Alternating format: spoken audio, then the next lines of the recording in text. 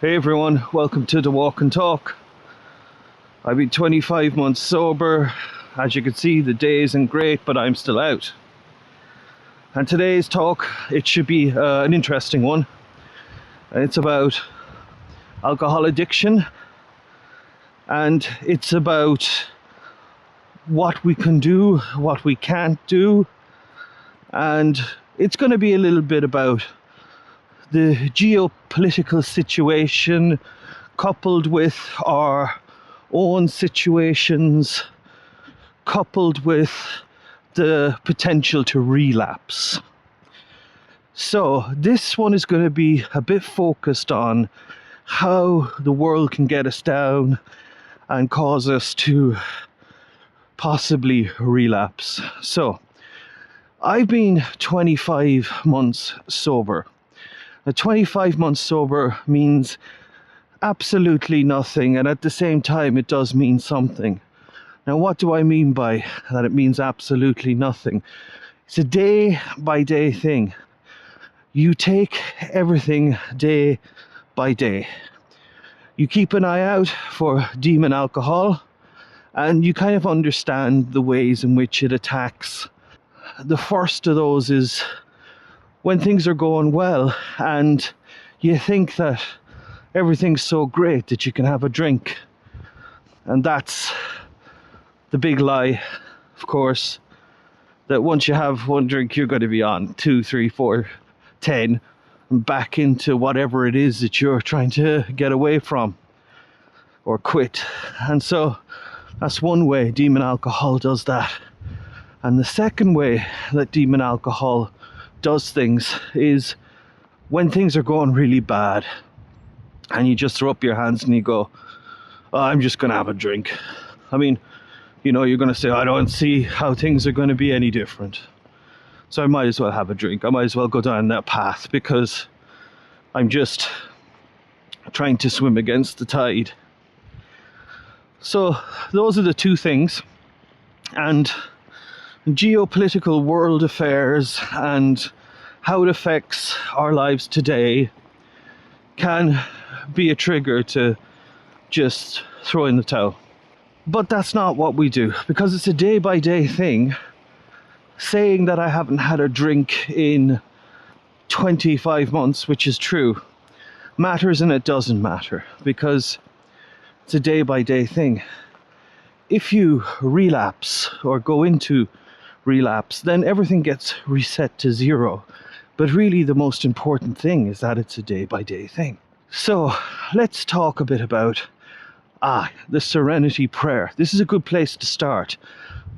Listen to what it actually says. It says, God grant me the serenity to accept the things I cannot change, the courage to change the things I can, and the wisdom to know the difference. So there are things that you can't change. There are things you can change, but how do you know which is which? Aha! The geopolitical situation is definitely one that can go into the serenity for the things that you cannot change. Now, you can change them a bit. Your vote matters. In the larger scheme of things, you can't change them by yourself. But there are things that you can change by yourself, and that's yourself, first of all, and you can help people within your immediate environment, the home, the neighborhood, the village, the town, your part of the city. So these have a history of working out, that they actually do affect change, that people can affect major change on local levels, and this works. And you can affect change with yourself. That works. And helping others around you, that works.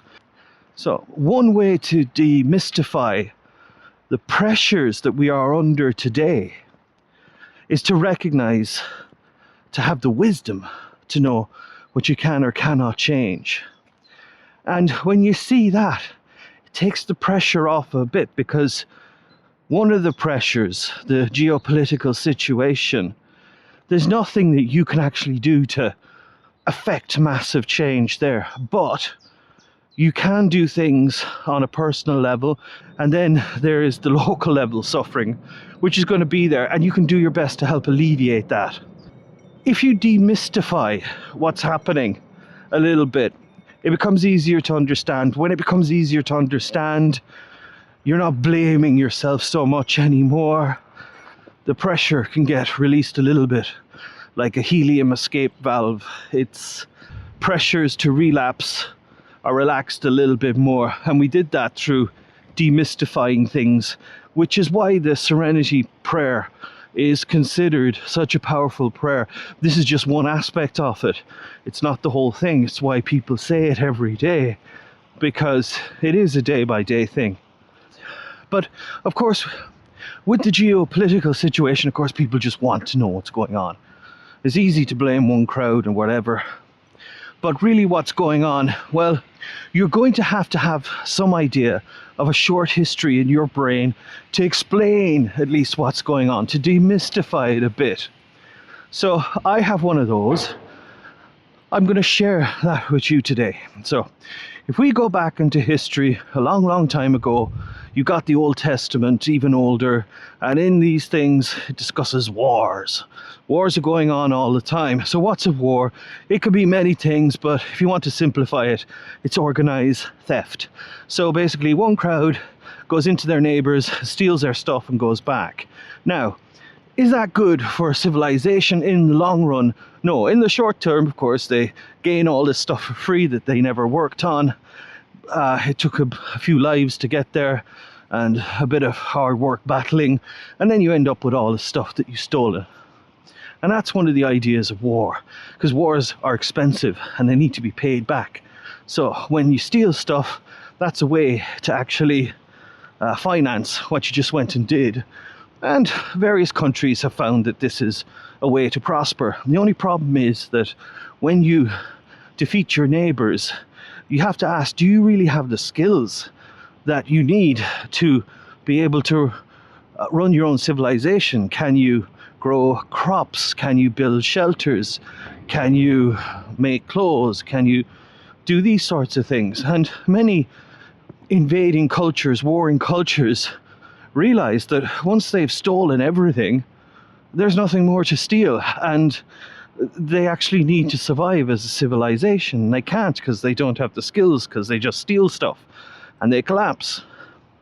People had to realize that this whole warring situation, it has to be much more well calculated than it was before, because in the long term you could be looking at collapse. And so instead they're concentrating on their own civilization and how to improve it. And by doing that, suddenly you're opening up like trade routes and things like this, and markets, and you have an economy that reaches beyond your own borders. You've expanded. And so as the world moved on, you had monarchs that decided, well, we could actually, loan stuff out to neighboring countries and then get them to pay us back what they owe with a little bit extra. And if they can't pay the little bit extra, then we'll take something that they own. And it was a way of conquering other nations, that another nation would become in debt to you. And when they're in debt to you, then you can start dictating what you want. Because when they're in debt, they don't have the finances to be able to war. It's just not there. So for a long time, this was a sort of a balancing system where you had finances sort of justifying whether you could go to war or not. And that's important, because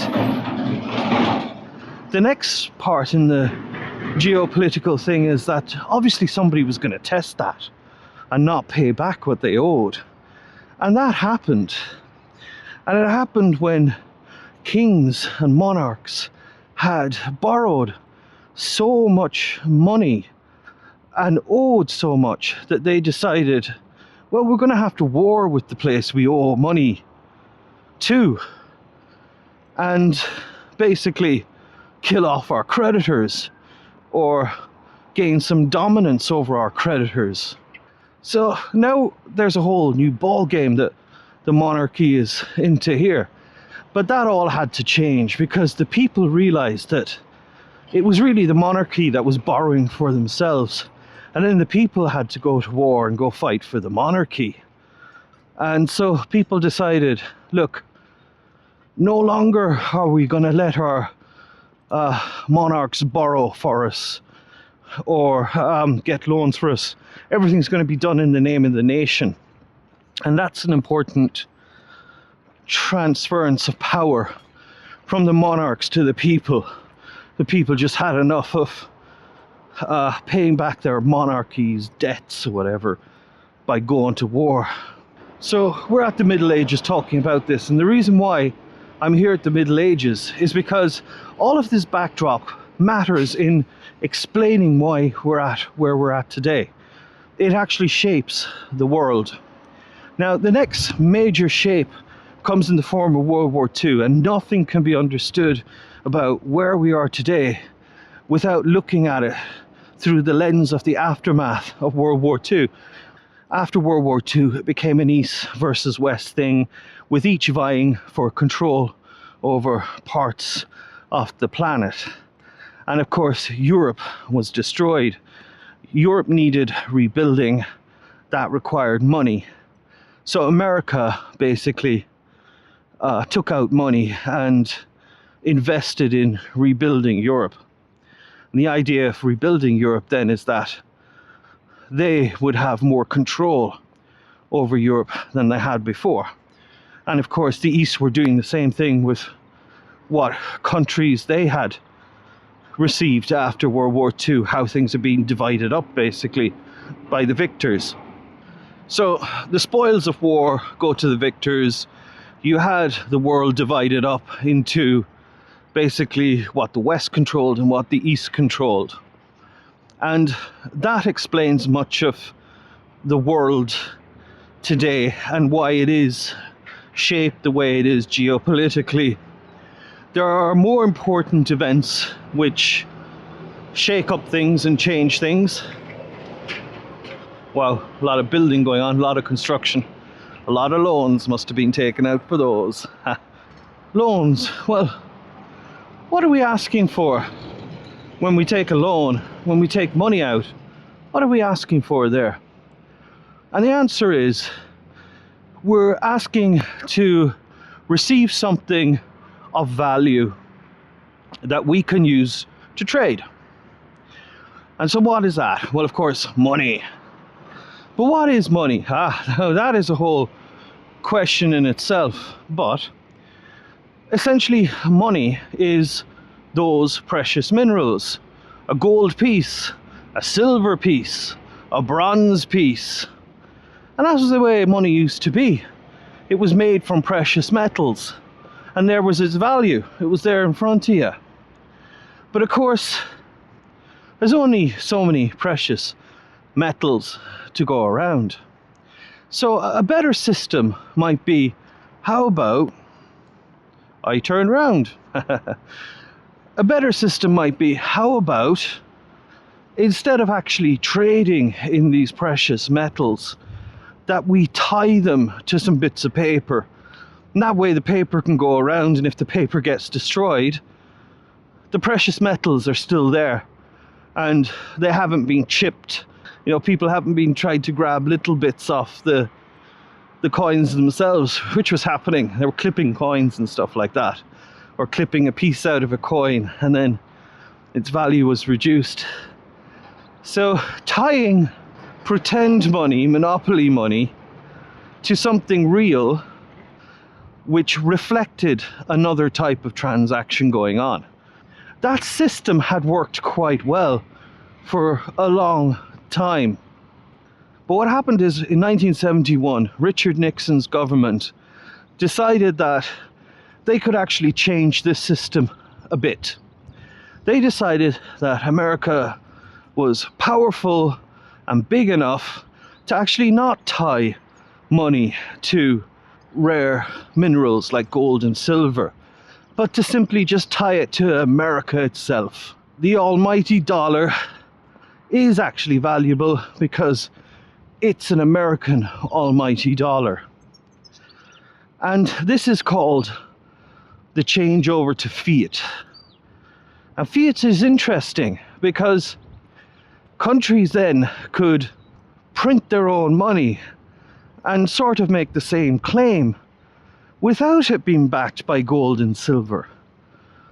They could come up with their own currencies and say, our currency is valuable because we say so.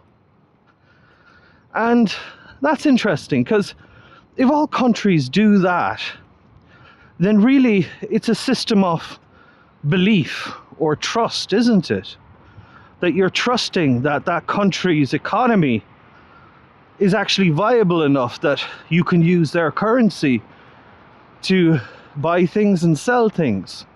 So this change over to fiat and trust also allowed people to give out loans.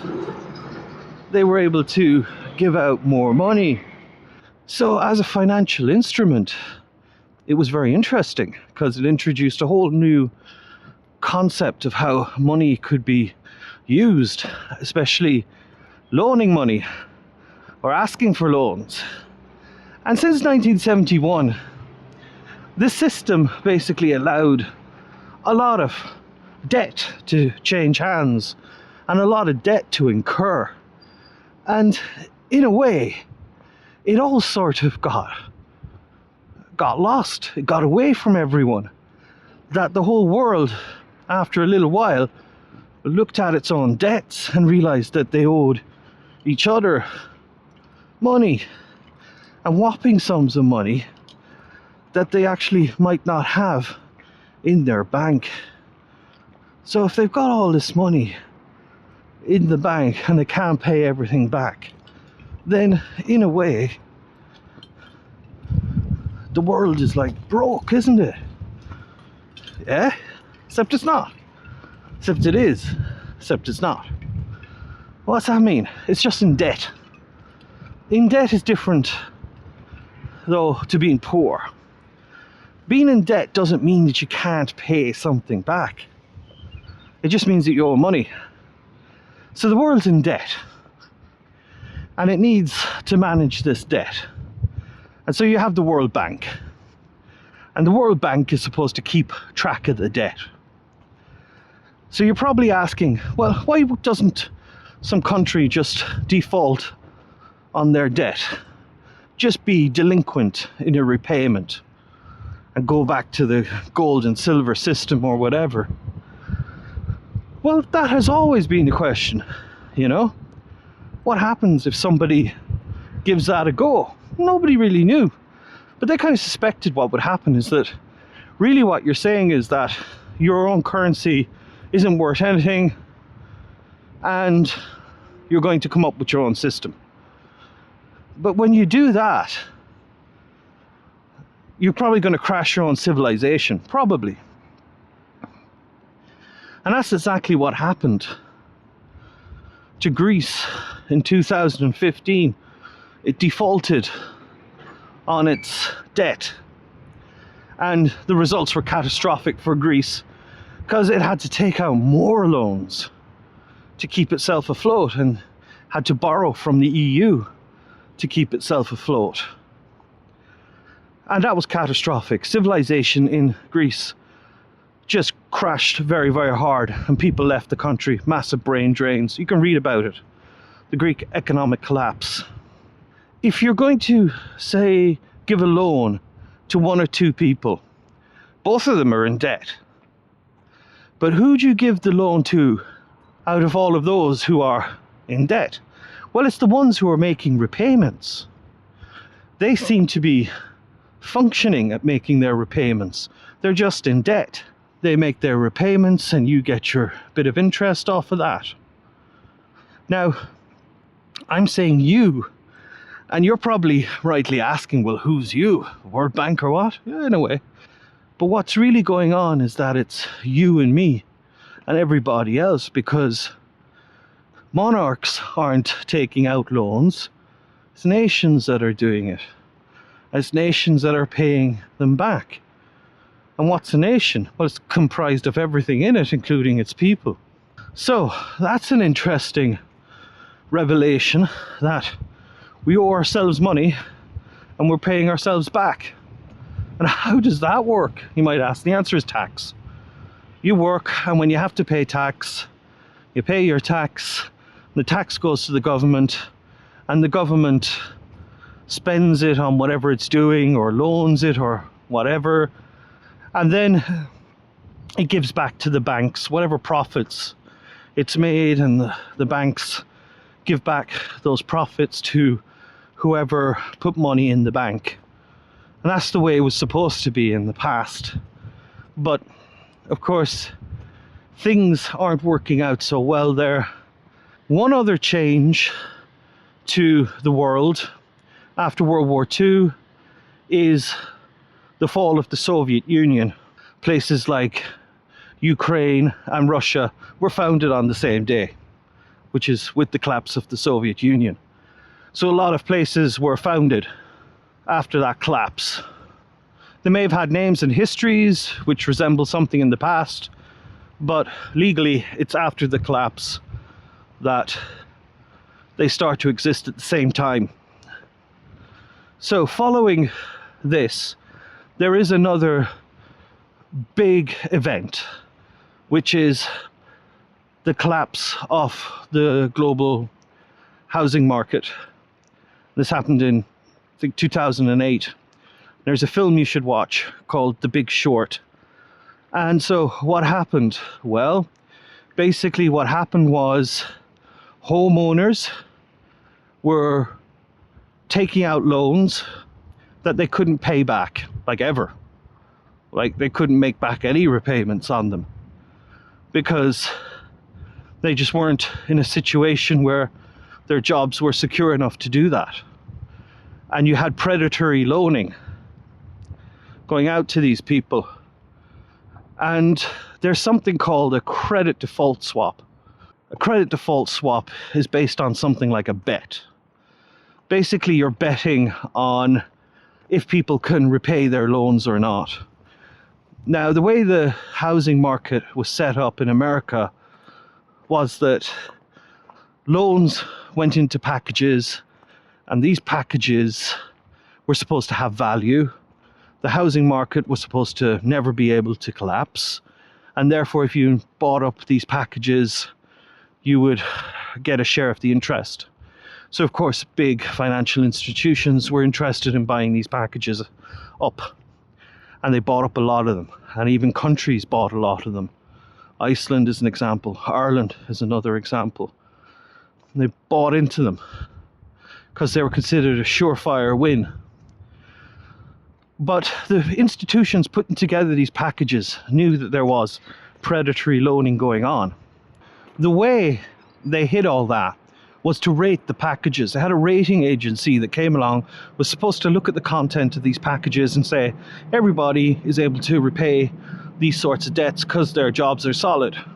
So we're going to rate these packages. AAA, AA, single A, triple B, double B, you know? And so nobody was really looking into these packages. But anyone that did open up these packages and take out a sample of the loans would eventually realize that they were being rated far above what their actual value was. That some of these packages were actually really, really bad. You know, not even close to AAA. Had absolutely no investment qualities whatsoever. So some companies decided, well, this has to pop. You know, somebody's going to default on paying back to such a degree that it's going to have a massive knock-on effect. And so what they did was they contacted these larger financial institutions, and they basically bet against the market. Since betting was going on, let's bet the other way.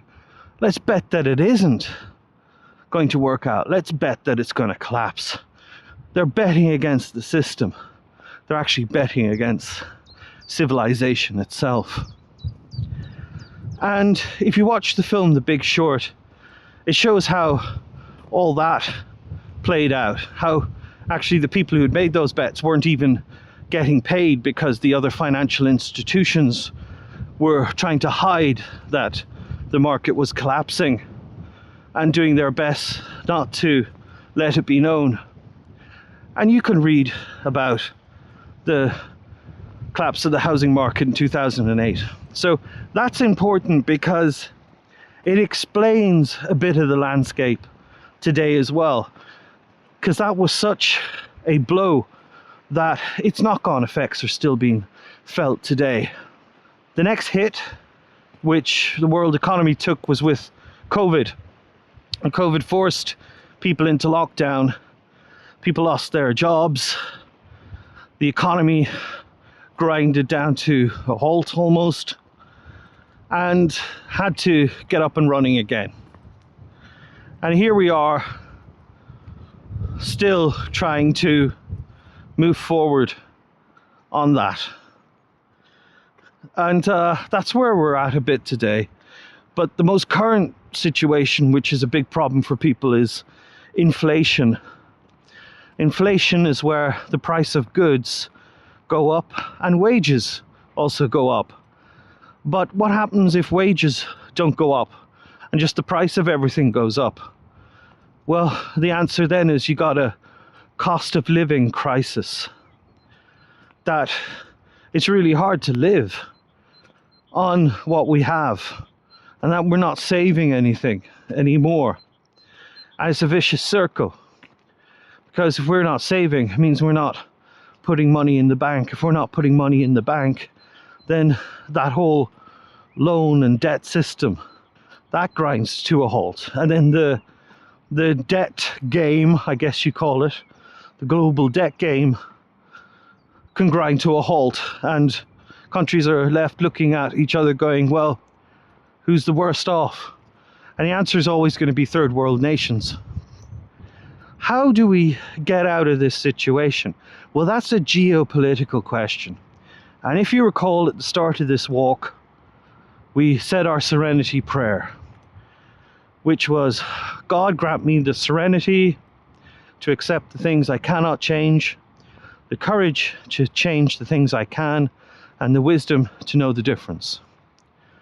Well, I guess a word to the wise, we can't change the cost of living crisis by our lonesomes. This is a geopolitical problem. The inflation is a geopolitical problem. You can do your bit locally, and it has a proven track record of working out. So you know for a fact that that's going to work out, that's going to function. And so we come to the end of our walk and talk for today.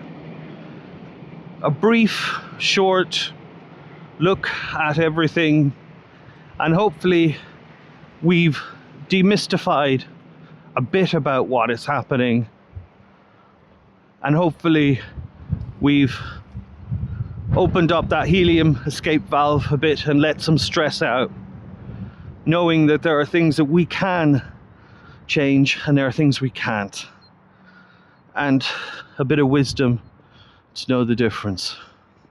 These are just my opinions. I could be wrong.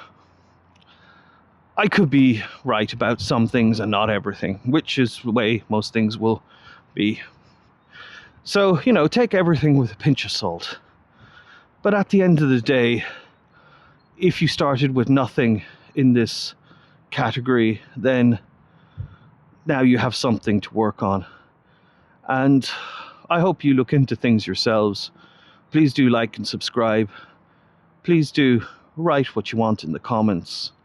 And again, thank you for joining me on this walk and talk. And let's keep our eyes peeled for demon alcohol, and strive to get through another day, which we all will, day by day, It can be done.